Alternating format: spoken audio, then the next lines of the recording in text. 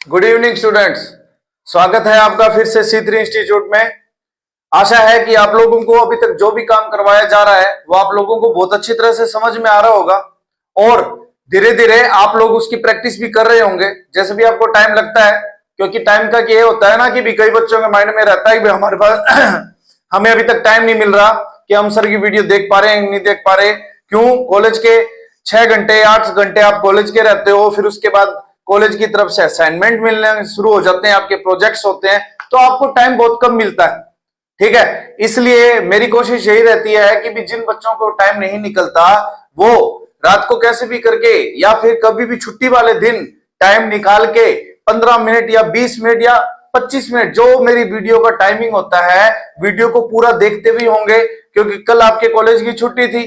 तो आप लोगों ने कुछ ना कुछ स्टूडेंट्स ने जो C3 इंस्टीट्यूट से जुड़े हुए हैं उन्होंने पूरी कंप्लीट वीडियो देखी होगी ना, तो उसमें आप लोगों को समझ में भी आया होगा कि भी सर क्या करवा रहे हैं और आपका कैश फ्लो स्टेटमेंट क्या है।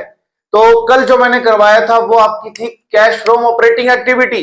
अब कैश फ्लो स्टेटमेंट के अंदर आपको मैंने कहा था कि 3 एक्टिविटियों का काम करना है, जो आप यहां देख भी सकते हो कि मैंने यहां लिख भी रखा है एडवांस में। ये मैंने पहले इसलिए लिखा है ये मैं आपको सारा समझाऊंगा। ये आपको मैंने इसलिए पहले लिखा है क्योंकि हमारा टाइम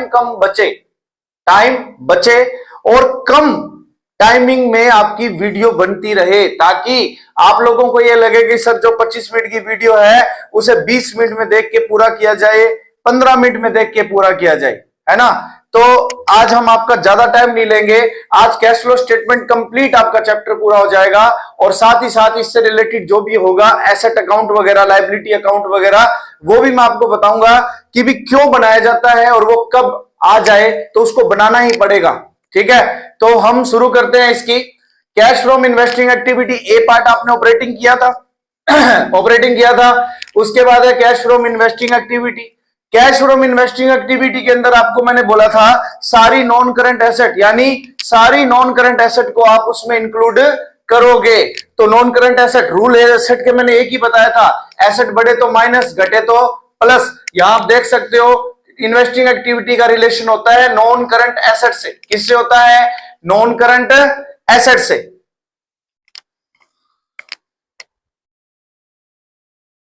हाँ, तो नॉन करंट एसेट से इसका रिलेशन होता है इन्वेस्टिंग एक्टिविटी का। तो आपको मैंने बोला था कि अगर आपकी एसेट बढ़ रही है तो माइनस, घटे तो प्लस। तो आप खुद सोचिए, आपकी जब एसेट है, मान लो पिछले साल आपका फर्नीचर या कोई बिल्डिंग आपका जिसका रेट 15 लाख या कुछ ज्यादा अमाउंट थी, अब उसका रेट बढ़कर 20 लाख हो गया, तो इसका मतलब 5 लाख रेट बढ़ गए, तो वो नॉन करंट एसेट आपकी बढ़ गई, तो उसे आप क्या करोगे? माइनस करोगे, और वो होती है परचेज। क्या होती है?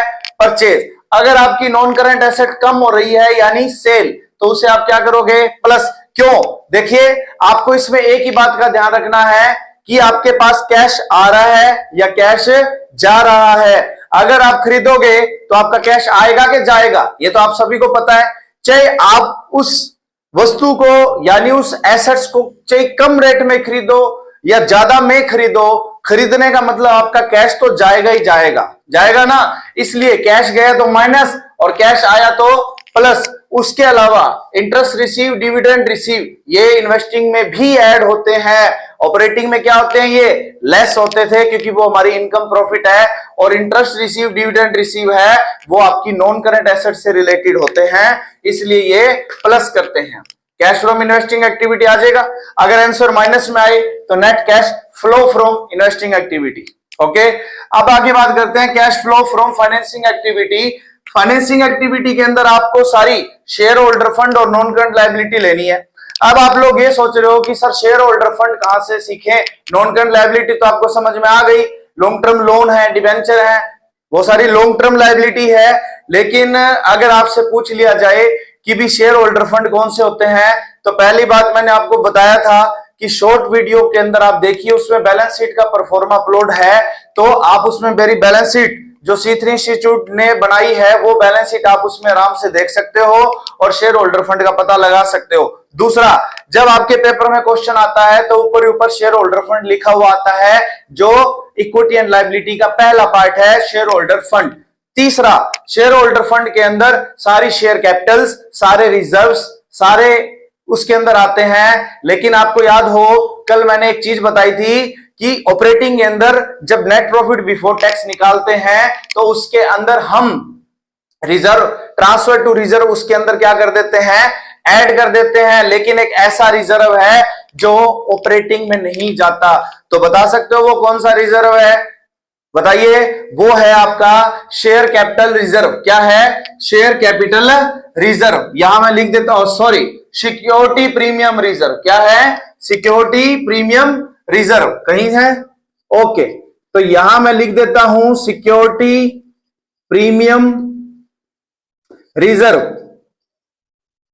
बात समझ में आई। सिक्योरिटी प्रीमियम रिजर्व एक ऐसा रिजर्व है जो ऑपरेटिंग में नहीं, फाइनेंसिंग में आता है। अब बच्चों के माइंड में ये चल रहा है ना कि सर सारे रिजर्व तो सारे किसके पार्ट हैं, ऑपरेटिंग में। ट्रांसफर टू रिजर्व आपने नेट प्रॉफिट बिफोर टैक्स में ऐड करवाया था, लेकिन सिक्योरिटी प्रीमियम क्यों है, क्यों, क्योंकि बच्चा सिक्योरिटी प्रीमियम जो रिजर्व है वो शेयर कैपिटल से रिलेटेड होता है। किससे रिलेटेड, शेयर कैपिटल से रिलेटेड होता है। इस वजह से शेयर कैपिटल के अंदर सिक्योरिटी प्रीमियम रिजर्व को यहां फाइनेंसिंग में ऐड किया जाता है। ओके, चलिए, इश्यू ऑफ शेयर कैपिटल है। अगर आपकी नॉन करंट लायबिलिटी बढ़ रही है तो प्लस, घट रही है तो माइनस।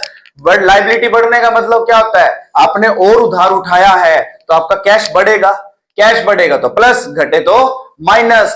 तो issue of share capital and debenture plus करेंगे। रिडम्पशन, ये है आरईडी, आपको दिखाई दे रहा है, या पहले भी यूज कर चुके हो, जो आपके +2 में इश्यू ऑफ डिवेंचर का चैप्टर आया था।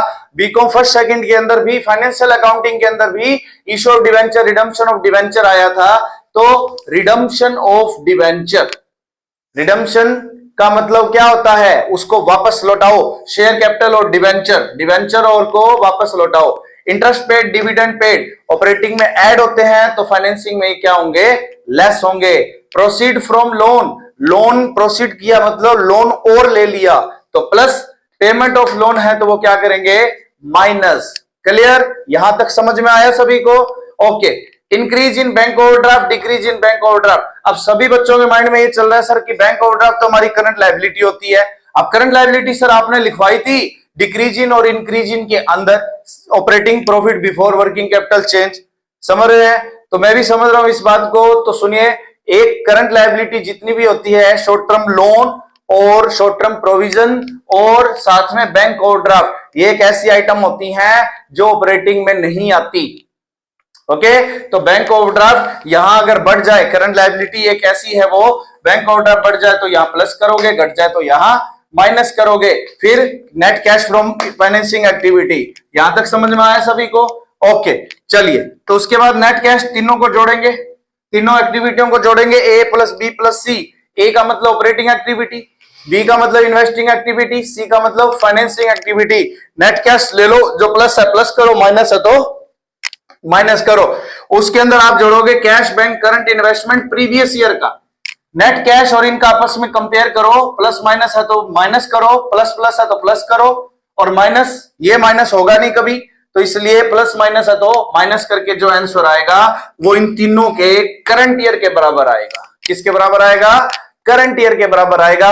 और मैंने आपको एक बार स्टार्टिंग में जब कैश फ्लो शुरू करवा रहा था उसमें मैंने कहा था कि क्वेश्चन में भी आप आंसर का पता लगा सकते हो। तो वो कैसे पता लगेगा, आपको सिंपल सा एक ही काम करना है, जैसे आपके पास क्वेश्चन आए उस क्वेश्चन के अंदर इन तीनों आइटमों को देखोगे।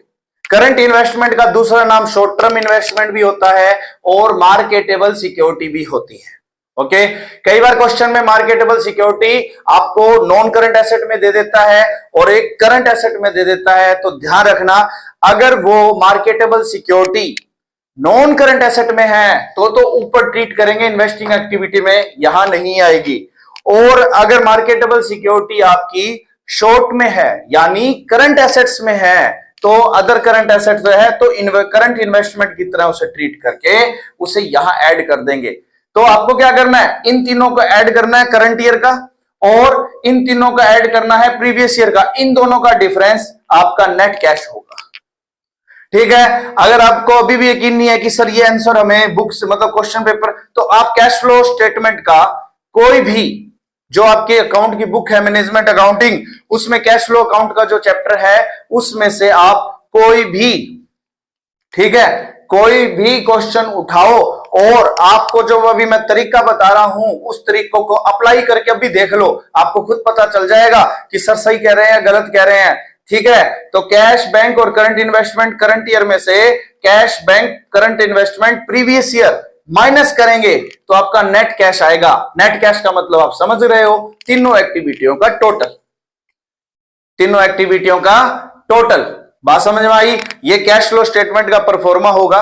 ओके, तो ज्यादा से ज्यादा आप वीडियो को एंड तक देखते रहिए, समझ रहे ना?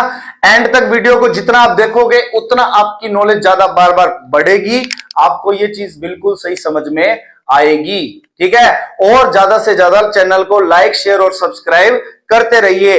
अब आगे हम जो चलेंगे, अब उसके बाद आपको ये क्वेश्चन आता है कि सर एसेट अकाउंट हमारा कब बनता है और क्यों बनाया जाता है। तो सुनिए, आपको मैंने लिखवाया कि जो आपके एसेट है इन्वेस्टिंग के अंदर, नॉन करंट एसेट परचेज या सेल आपको पता करनी है, तो इनको नेट परचेज कितने का किया और नेट सेल कितने का किया, ये पता करने के लिए ही हम नॉन करंट एसेट अकाउंट बनाते हैं। क्लियर? अब बात यह है कि ये बनता कब है, जब आपको जो एसेट्स अंदर दे रखी हो, ठीक है, और उसी से रिलेटेड इंफॉर्मेशन आपको बाहर भी दे रखी हो, तो एसेट अकाउंट बनाना ही पड़ेगा। पेपर के अंदर आपको क्या करना है, कैश फ्लो स्टेटमेंट आ गया, सम हो गया, वर्किंग नोट के अंदर आप उस एसेट अकाउंट को बना के आ जाइए। समझ रहे? अब हम एसेट अकाउंट सीखेंगे और साथ ही साथ उस एसेट अकाउंट को बनाएंगे।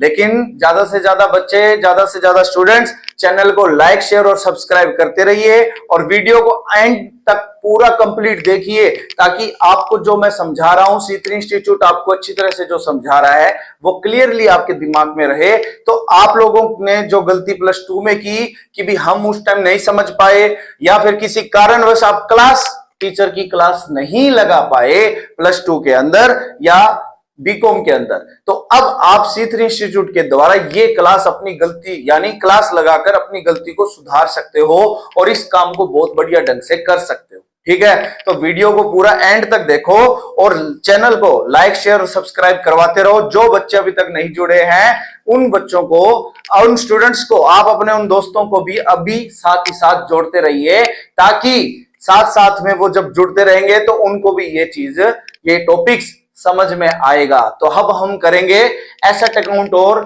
Liability account. लायबिलिटी में कल आपको मैंने प्रोविजन फॉर टैक्स सिखाया ही था। ठीक है, आज फिर से हम एक बार फिर से रिपीट करेंगे। यहां तक आपको समझ में आ गया ना? ओके,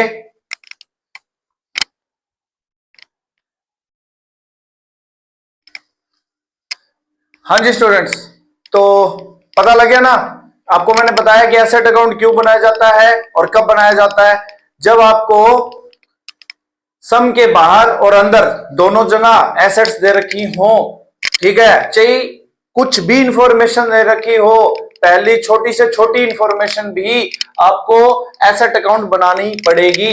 एसेट अकाउंट बनाओगे, फिर प्रोविजन फॉर डेप्रिसिएशन और प्रोविजन फॉर टैक्स, ये भी आप लोगों को बनाना पड़ेगा अगर दे रखा है बाहर तो, वरना कोई जरूरत नहीं है।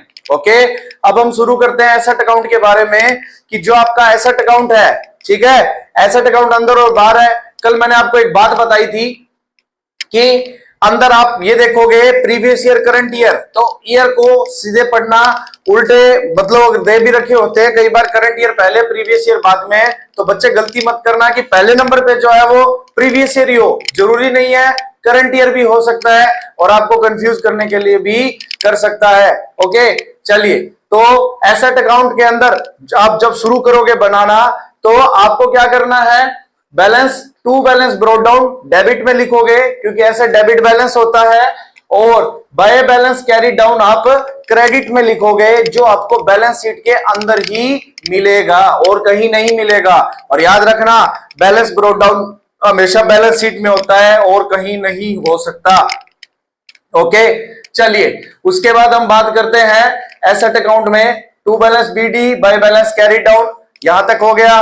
उसके बाद बाहर जो इंफॉर्मेशन दिखाई दे रही है उनको आप लिखते रहिए। एक तो आएगा बाय बैंक, बाय बैंक को हम यहां कहते हैं सेल, सेल, तो आप वहां बाय बैंक जो भी अमाउंट बाहर दे रखी है कि इतनी संपत्ति, इतनी एसेट्स सेल कर दी, तो बाय बैंक लिख देना। लिख दिया, बाय डेप्रीशिएशन लिख देना, लिख दिया। अब आपको पता है लॉस होगा या प्रॉफिट होगा। अगर लॉस आया तो उसे एसेट अकाउंट के क्रेडिट में लिखोगे, और अगर प्रॉफिट आया तो एसेट अकाउंट के डेबिट में लिखोगे। अब बच्चों के माइंड में यह है कि भी प्रॉफिट तो क्रेडिट होता है लेकिन डेबिट में लिख रहे हो, लॉस डेबिट होता है लेकिन आप उसे क्रेडिट में लिख रहे हो। तो बच्चे आपको अच्छी तरह से पता है जब आप जर्नल एंट्री करते हो तो प्रॉफिट क्रेडिट होता है, लेकिन जब उसे ट्रांसफर करने का टाइम आता है तो उसे आप अपोजिट में ही लिखोगे।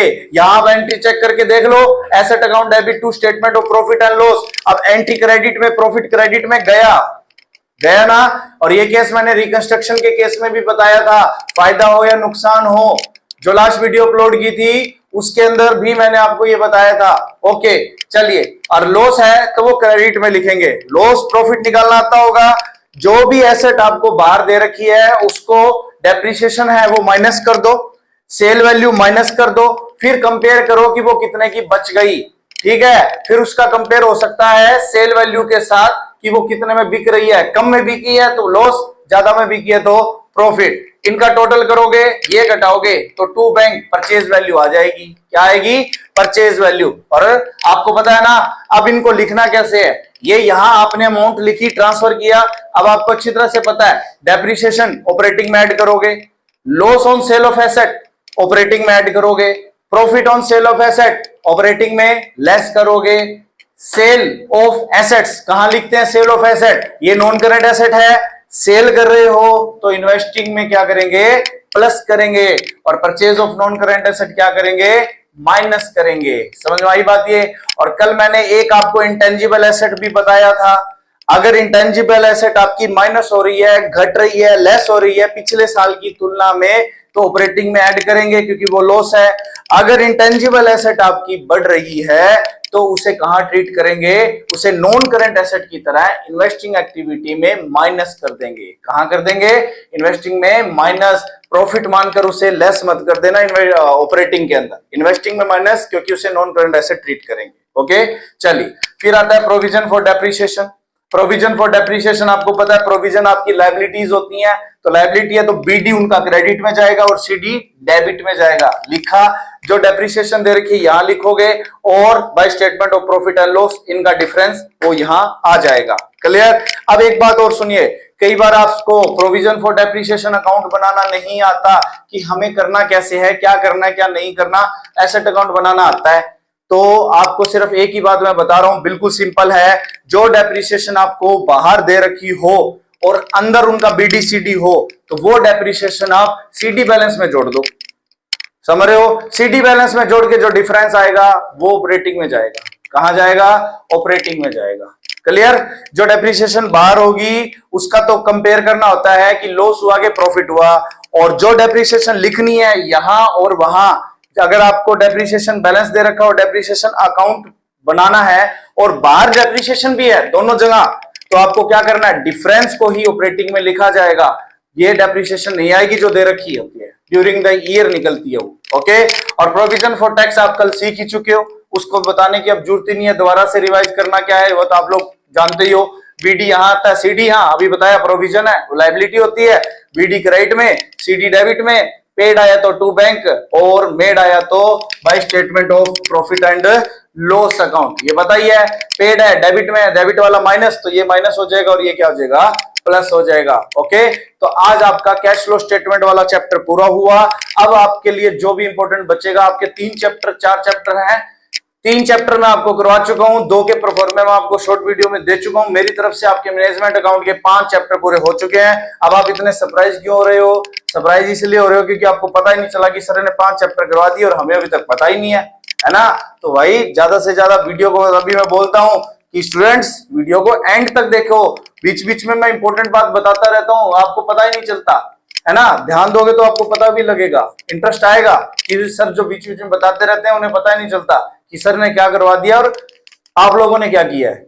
आप करके तो देखो, तभी आपको पता चलेगा कि आपने अभी तक कितना काम खत्म किया है। ओके, और दूसरी बात, वीडियो को ज्यादा से ज्यादा लाइक, शेयर और सब्सक्राइब कीजिए। जितने भी आपको रिलेटेड टॉपिक, आपके बुक से रिलेटेड टॉपिक मिल रहे हैं, अपने दोस्तों के साथ उनको ज्यादा से ज्यादा लिंक के साथ शेयर कीजिए ताकि वो भी चैनल को सब्सक्राइब कर सके और उन्हें भी जो वीडियो आपको नोटिफिकेशन में पहले मिलती है C3 इंस्टीट्यूट की वीडियो का नोटिफिकेशन उनको भी पहले मिलता रहेगा। समझ रहे हैं? दो अपडेट होते रहेंगे और साथ ही साथ वो टाइम निकालकर वीडियो को देखते रहेंगे और बने रहिए C3 इंस्टीट्यूट के साथ। और भी बच्चों को साथ साथ में आप जोड़ते रहिए अपने दोस्तों के साथ। और थोड़े टाइम के बाद, ठीक है, हम थोड़े टाइम के बाद फिर से आपके लिए बस अब बीकॉम की क्लास हम थोड़ी सी जल्दी कवर करेंगे, क्योंकि अभी सीयूटी के बच्चे भी काफी वेट कर रहे हैं कि सर सीयूटी का भी हमें कुछ करवाओ, क्योंकि डोमेन सब्जेक्ट जो था कॉमर्स का, मैंने आपको बोला था उन कॉमर्स के सब्जेक्ट में अकाउंट, इको, बिजनेस, उनमें से बच्चों के ऐसे ऐसे कई नए चैप्टर हैं जो उन्होंने कभी किए ही नहीं है ना, जो उन्होंने कभी देखे ही नहीं है। तो सीयूटी के बच्चों के लिए भी वो क्लासें भी जल्द ही आएगी। तो ज्यादा से ज्यादा बच्चे जुड़ते रहिए और साथ ही साथ वीडियो को देखते रहिए। और जो मैं ये टॉपिक्स बच्चों को करवा रहा हूं, ये आपके उनके बच्चों के सीयूटी के अंदर भी थोड़े बहुत बीच बीच में आते रहते हैं, जैसे शेयर कैपिटल से रिलेटेड टॉपिक, एसेट अकाउंट का डेप्रिसिएशन से रिलेटेड टॉपिक, लॉस प्रॉफिट निकालना, सेल परचेज निकालना। ये कई बार ऐसे टॉपिक्स होते हैं जिससे बच्चों के एमसीक्यू भी कवर हो जाते हैं। तो सीयूटी वाले बच्चे भी साथ साथ में जुड़ते रहें और अपने दोस्तों से ज्यादा वीडियो को शेयर करके लाइक और सब्सक्राइब करवाते रहे। थोड़े टाइम के बाद ही हम सीयूटी भी शुरू करेंगे और सीयूटी जैसे ही आपका कुछ इंफॉर्मेशन आती है कि पेपर कब से है कब से नहीं, तो आपकी उसमें और भी क्लासों को टाइटनेस दे दिया जाएगा और स्ट्रांगली आपको बताया जाएगा। ओके, आज के लिए good evening, tata bye bye. बोलने के लिए बहुत कुछ है, लेकिन हम कल आते हैं और आप लोगों के लिए और भी अच्छे से अच्छा चैप्टर लेकर आते हैं। उम्मीद है कि आपको मैनेजमेंट अकाउंटिंग बहुत अच्छी तरह से समझ में आ रहा होगा। पहले बहुत मुश्किल सा लग रहा था कि हम इसमें क्या करें क्या नहीं, लेकिन मेरी वीडियो C3 इंस्टीट्यूट की वीडियो देखने के बाद आपको लग रहा होगा कि भी हमें कॉन्फिडेंस है कि भी आप कितना कर सकते हो, है ना। तो ज्यादा से ज्यादा वीडियो को देखते रहिए। जो अपलोडेड किया गया है C3 इंस्टीट्यूट ने आपके लिए अपलोड किया है, सभी स्टूडेंट्स जुड़ते रहिए, नए जुड़े और साथ साथ इनको देखते रहिए। आज के लिए जय माता दी, good evening, tata bye bye.